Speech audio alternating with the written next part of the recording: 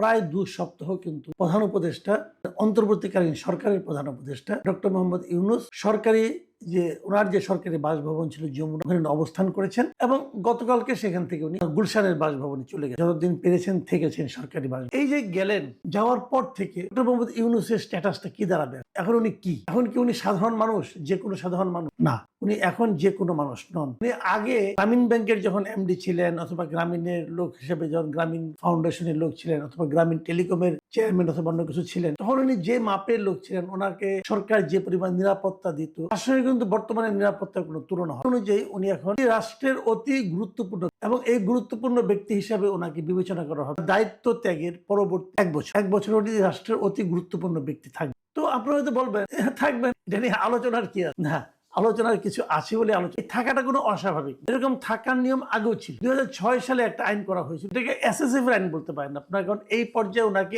SSF, মানে আমরা যেটাকে বলি যে প্রেসিডেন্টের সঙ্গে থাকে, প্রাইম মিনিস্টারের সঙ্গে থাকে, যে স্পেশাল সিকিউরিটি ফোর্স এসএসএফ, ওই এসএসএফ এর একটা অর্ডিন্যান্স 2006 সালে হয়েছে এবং তখন তারা কথা বলেছিল এমনি যারা নাকি প্রেসিডেন্ট থাকেন, প্রধানমন্ত্রী থাকেন, তারা তো এসএসএফ এর সিকিউরিটি পান এবং তখন ওনারা থাকেন হলো ভিভিআই, ভেরি ভেরি ইম্পর্টেন্ট পান। কিন্তু ধরা যাক প্রেসিডেন্টের মেয়াদ শেষ হয়ে গেল, প্রধানমন্ত্রীর মেয়াদ শেষ হয়ে গেল, তারা কি হবে?